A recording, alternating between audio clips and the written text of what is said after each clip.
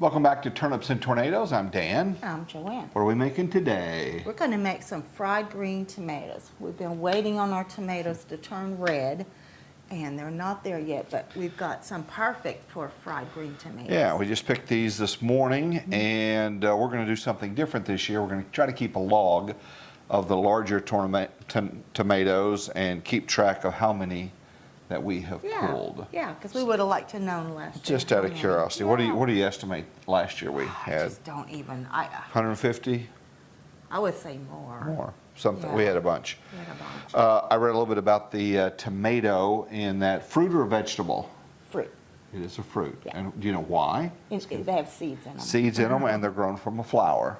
Oh, I didn't know that So part too. technically a fruit, Gotcha. but most consider it a vegetable. Nice. Also, if you're trying to get them ripe, if you'll store them with apples, I have heard that. yeah, because they let off a gas, and just like your husband, and it helps them to ripen a little You bit. didn't have to say that part. Okay. Well, it does. It helps them to ripen just a little bit. Now, you don't wait till they're completely red and all that. You want to actually pick them a little bit early. Yeah, and if they're a little pink on the inside, they're still great for fried green tomatoes. You want to lose that dark green. Right. But we should have brought in a super dark green to compare. But anyway. Should have, yeah. But anyway, that's, people say vine ripened tomatoes, but you don't want them out there on the vines all red and ripe. Just pick them just a little bit early for that. Yeah. You ripen them on the countertop. I do. We usually ripen them about the breaking color Yeah. stage. And so anyway, that's just a little tip for you. All right, let's get going. Okay, so you're going to start cutting them up. He's going to cut them up between 1/4 and 1/2 inch slice, and you're just going to cut that part off and throw it away. Gotcha. That bottom part. Okay, and I'm going to start mixing. We're using a 3 breading station kind of thing. So I'm going to go ahead and start on that.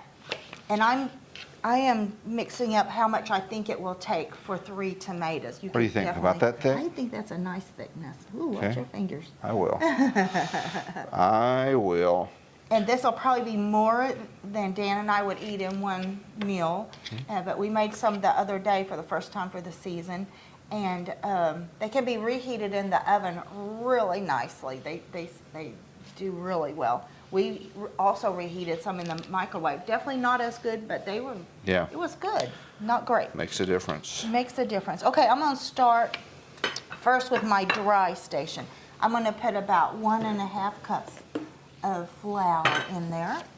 And again, this is according to how many slices of tomato you're doing. So it does not have to be exact at all. I'm just kind of guessing how much it'll take. And we'll probably end up throwing some of this away in the breading station because there's no way to know exactly how much it would take.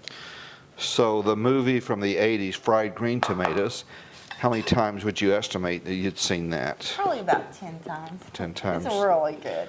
And I've never been able to talk you into watching it. Never seen it. Yeah. There's memes and other things, people will say something about it. So I kind of feel like I know it, but sure. Okay, I just put about 1.5 cups too of thick. all-purpose flour. A little thick, just thick. harder to get it to get done. And now I'm going to put 2 teaspoons of salt in with that flour. Now we won't be eating all that salt because we won't use all of this. So if you're worried about that. And then I'm going to put about a teaspoon of sugar. Doesn't need very much, just a little in case they're very strong tasting acidic. They probably won't be. Okay, can you hand me that pepper, please? And look how pretty these are I love the way they look. they are. Okay, and pepper is to taste. So you don't have to worry about, I don't worry about measuring it. Do you think that these, obviously from the South, we assume that they're from the South, but do you think like in the Northeast they'll? I wonder. They might say that's the strangest thing. I just don't know.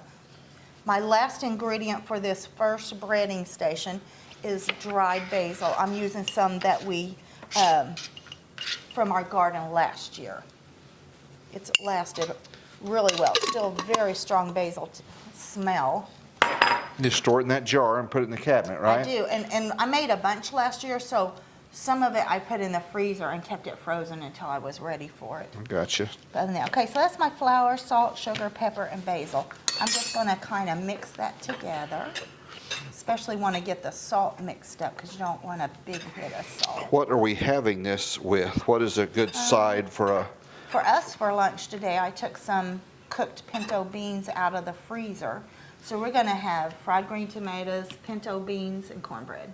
Already made the cornbread. That sounds good. Also, new development is that we're going to start doing our own canning. People kept asking us, do you can? And people say, I canned 30 quarts of green beans yesterday.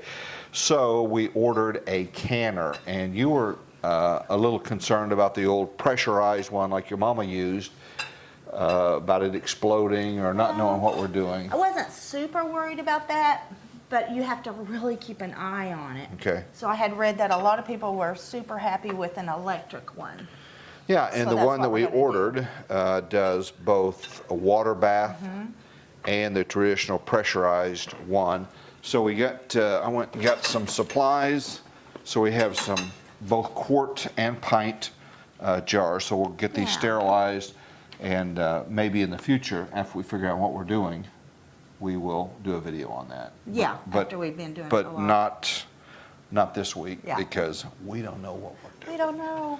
Your mom did it though, you said, growing up? She did big time. Oh, we had a basement and it was full of canned stuff. And when I first left home and did not have access to her canned green beans anymore, I thought, I'm not gonna be able to eat green beans. They were so good canned, that's what I was used to. Yeah. It was very hard for me to change to store-bought Yes, green beans. indeed. Okay, so that's all we're gonna put in this first dry part. Okay, that's our The first, next, yeah. first station. The next station is going to be, for this amount of thing, I'm going to do 2 eggs. If you want to break them into the second one, Sure. and then whisk them really good with this. Okay, And then we're going to add about 1.5 cups of buttermilk. Oops. yeah, sorry. No, it's not a problem. I do it too. So these will be vegetarian, obviously. Yeah, these are not going to be vegan. They will be vegetarian. Okay, and I'm going to get started on this third station.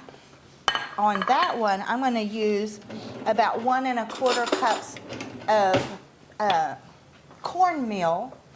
Where is my cornmeal? I moved it. Oh, okay. And you can use white or yellow. For some reason, I kind of prefer the yellow. I'm not sure why. And I'm going to do about 1.5 cups of that.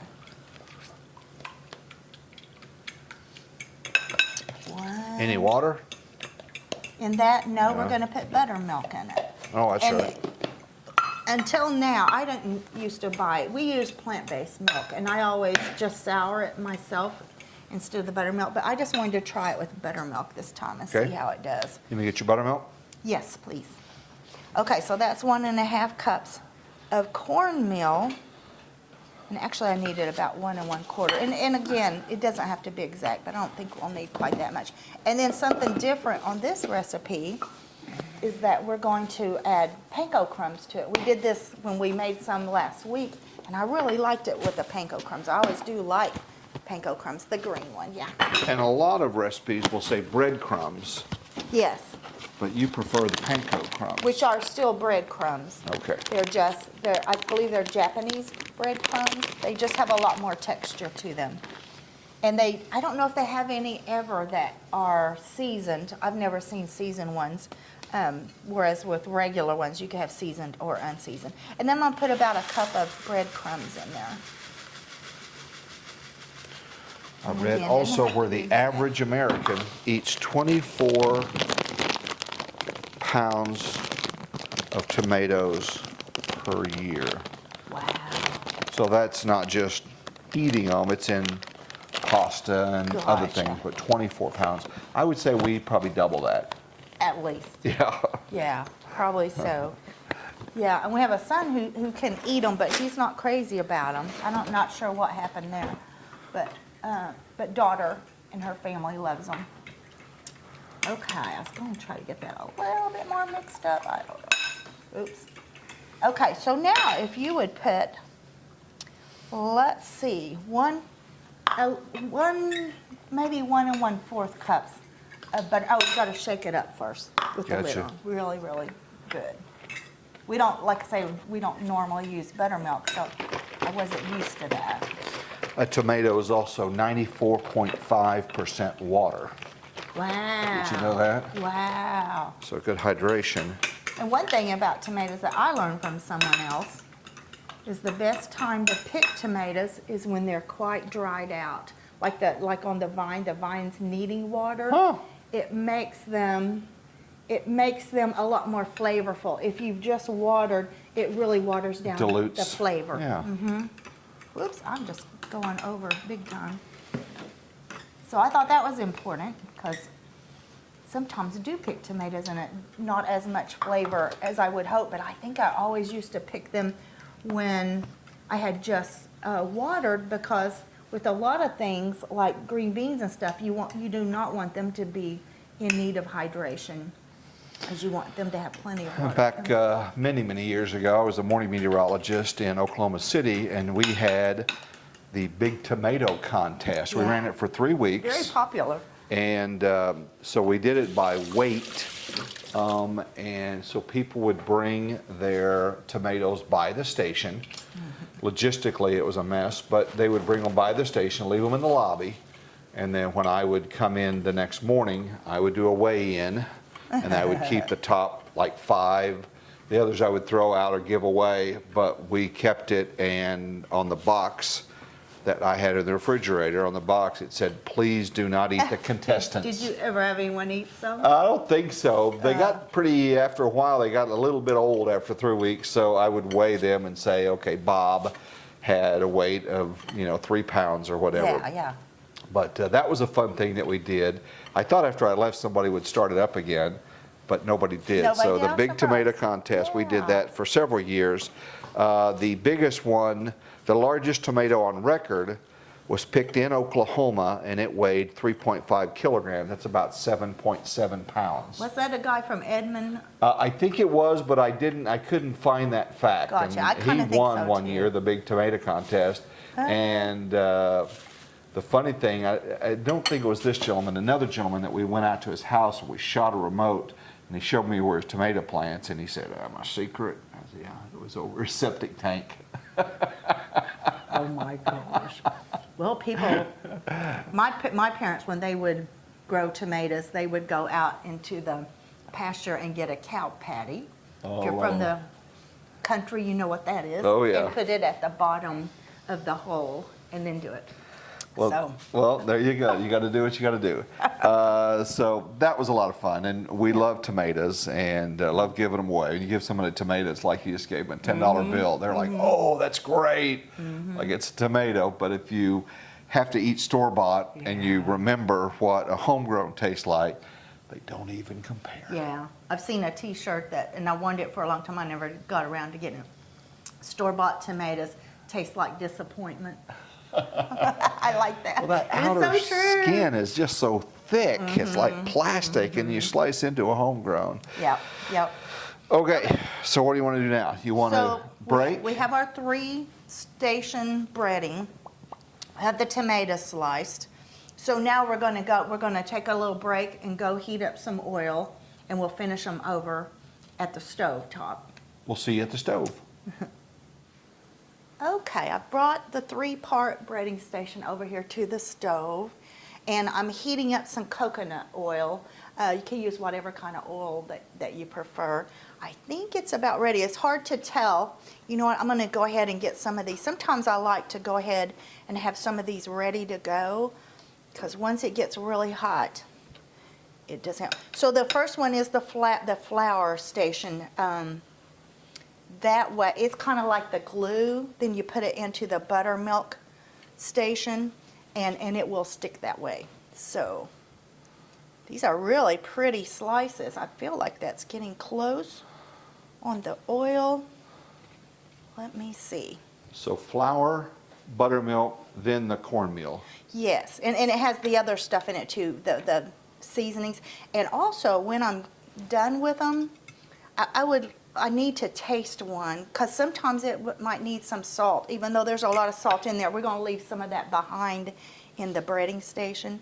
So one of us will taste of it and make sure it does, because it's easier to salt it when it's still quite warm so that it will stick. Let me see if this is hot enough. Oh yeah, it is hot enough. So that's good. And as we do these, since we have maybe more than will fit in one pan, we will, my oven is warm and I'll go ahead and put it into the oven to wait on us. And these are a little bit thick slices, so they're going to take a little bit longer. It's just a personal thing if you like a thick slice or if you like a thin slice. If you do a thin slice, it's going to take less time. I kind of like both, actually. I think both of them have the good qualities for sure. Wasn't there a restaurant in Austin that had like a fried green tomato pie? Was it? It wasn't fried green tomatoes. It was a tomato pie. Pie. And it may have been actually green tomatoes. I can't remember if it was. I think it was ripe tomatoes. Kirby Lane in Austin. Oh, good memory. Was one of our daughter's favorite restaurants, and it was delicious. And I tried to make it just like that, and it wasn't as good. I didn't make it as good as I thought it was. But it was good. But I think what I did, let's see, I'm trying to think, what did I do that wasn't, I think it had sour cream in it, and I think that it should have been put in a little funnel or something and put just a little bit of sour cream on it, and I think I put too much sour cream on it, so it was a little bit too much, a little too creamy. Well, it sounds and smells delicious. It was real popular there. That was a really good restaurant. They had seasonal menus, and it was only on their summer menu. But it was very popular. Okay, and you can just kind of check the tomatoes. Looks like they're getting done pretty fast. I'm going to slow it down a little bit. But you don't want to slow it down so much that it will soak up more grease. That's never good. And you could deep fry these for sure, but I don't like to, it's not any more or less healthy whether you pan fry or deep fry, but I just don't like to use that much grease because we don't. You've roasted these before too, I haven't have you? roasted. I think we did try it roasted. We'll try, if anyone's interested, we will next time try to roast them and see how it goes. And if you see you're running out of any of these 3 stations, just go ahead and add some more to it and keep going. Keep going till you use up all your tomatoes that you have cut. Okay, yeah, these are looking very good. We have a favorite restaurant in a little town fairly close to us, and we always get a vegan hamburger, and then they put slices of fried green tomatoes on it. Oh my goodness. So delicious. We drive about 35 miles We do. just to get that sandwich. Even though we make our own homemade vegan burgers, just to get that extra thing on it. It's wonderful. Absolutely.